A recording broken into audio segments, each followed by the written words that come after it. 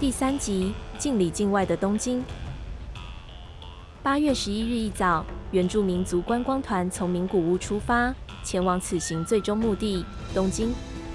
沿途话题不时围绕在昨天看到的农耕事务上，更希望能有机会带些种子回部落施种。大伙边聊边睡，入夜时分终于来到东京，随后安排住进新桥附近的旅店。隔天，为舒缓长途旅行的疲累，并未安排活动。13日，在长野主事旭方通事带领下，一早来到东京帝国饭店会客室拜见因公务先行回东京的台湾总督乃木希典将军。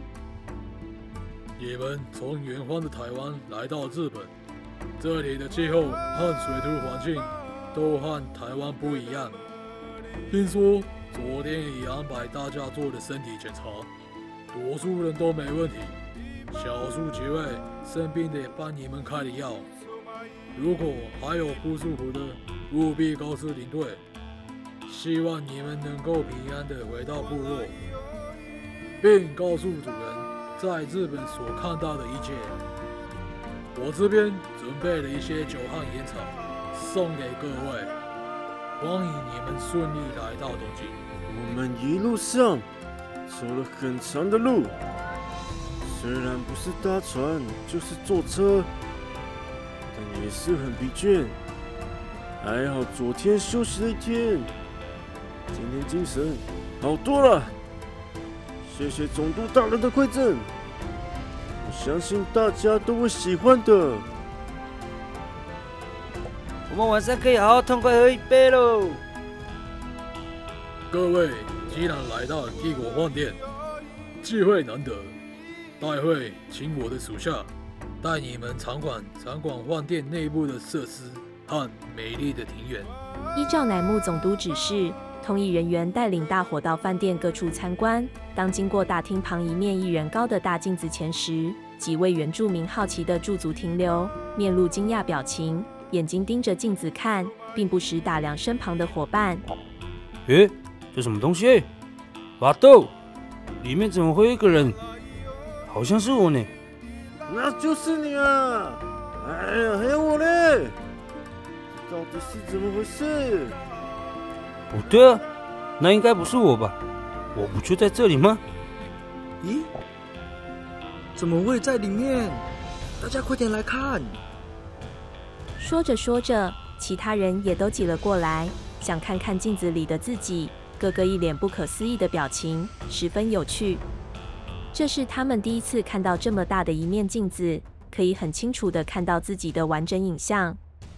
一行人参观完饭店各项设施后，回程来到走廊上，遇见一对西方男女，男的穿着正式燕尾服，头戴高帽，女的则是紧身束腰的拖地礼服，装饰颇为华丽。从长期进入日本后，一路上接触到的都是日本人，这是第一次看到肤色与样貌全然不同的西方人，因此他们特别投以好奇的眼光，紧盯着对方。彼得，你看这些人怎么一直盯着我们，让人感觉很不舒服。怎么会有长得这么奇怪的一群人呐？他们穿的衣服也是怪里怪气的。是啊，丽莎，他们实在让人感觉相当无礼。我过去告诉他们带队的日本人。正当这位彼得先生准备要来质问时，旭方通事看到如此场面，感觉双方有点要起冲突的样态，赶忙过来询问从头到尾一直盯着西方女性看的傣木米散。德木，你在看什么？这样盯着人家看是不太礼貌的。你看，这女人的腰这么细，我很好奇她为什么会长这样。像她这样的肚子，恐怕不能生出健康的小孩吧。旭方通事听到这番话，有点惊吓，不过他还是将傣木米散的话翻译给这位丽莎小姐听。丽莎听完，愤愤地回了一句：“她到底在说什么？”然后面红耳赤的急忙离开。随后，原住民一行人也离开了帝国饭店，来到皇居外的二重桥。旭方通事向大家介绍，这是天皇居住的皇城。大伙在二重桥外行一个礼后，便赶回旅店休息。8月14日一早，在旭方通事的交涉下，带着原住民到澡堂去泡汤。对于多数人来说，这是第一次经验，因此显得十分高兴。只是接下来却出现了不少意想不到的状况。哇，这里有一个大水池可以洗澡呢！各位，我先跳进去喽！哎呀，水怎么那么烫？吓死我了！我不敢洗了啦。是吗？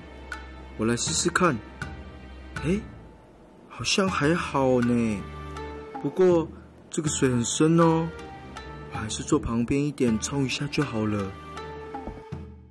这时泰雅族的保乌农密看着大家下去又上来，于是连衣服都没脱，也直接下到水池试试。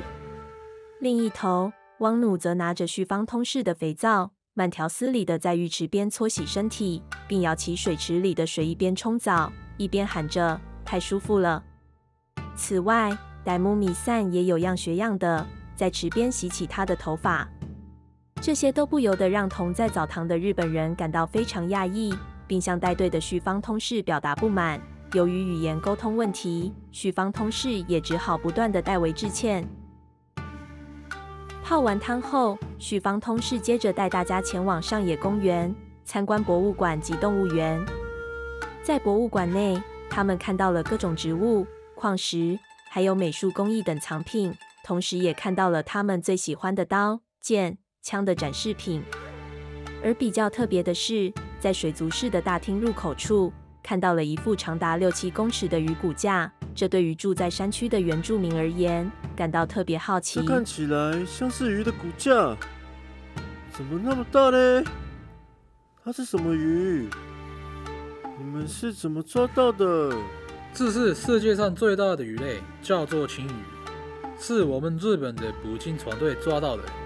抓这种鱼很不容易，需要很大的船只及很多的人力。你们吃这种鱼吗？是的，我们很喜欢吃青鱼肉，它很好吃，再加上它不容易捕捉，所以价钱也很贵。哇，这有点不可思议呢。参观完博物馆后，来到了动物园。第一个让他们感到吃惊的是一只拥有庞大身躯、长长的鼻子、大大耳朵的动物。王儿，你看见了没？那只是什么？你说的是什么？就是前面这只动物啊！你看它，身体肥肥大大的，四肢又粗又长，眼睛却细细的，鼻子长长的，却能够精巧的抓住食物。很奇怪呢，这个动物叫什么？我也是第一次看到，它比我们台湾的牛要大的太多了。他们跑去请教旭方通士，才知道这只动物叫大象，生长在泰国、非洲等地。再往前走，又看见一只关在笼子里的动物，全身毛茸茸的，身上有一条条黑色的条纹。这也是第一次看到，连忙又向旭方通士询问：大家要小心一点，这只是老虎，老虎是很凶猛的动物，大家不要太靠近。逛完动物园，大伙在不忍池旁吃完午餐，便搭乘铁道马车前往浅草。在浅草，他们看了日清战争的旋转画，战争的惨烈画面让他们受到一点惊吓。其后，沿路观赏了彩球与杂技的表演活动，才又让他们展开笑容。最后，他们来到当时东京的最高地标建筑凌云阁。凌云阁是一栋12层的高塔建筑，从第1层入口进入后，2至7层为商品区，10至12层为展望室。各楼层摆设了许多照片与绘画，其中3至6层则悬挂了百美人选拔活动中获选的100名艺伎写真。而最令他们感受强烈的是，当走上顶楼，借用望远镜向四处眺望后，大家才惊觉到东京的广大与房屋的密集。参观完凌云阁，已是傍晚时分，大伙拖着疲累的身子回到旅店，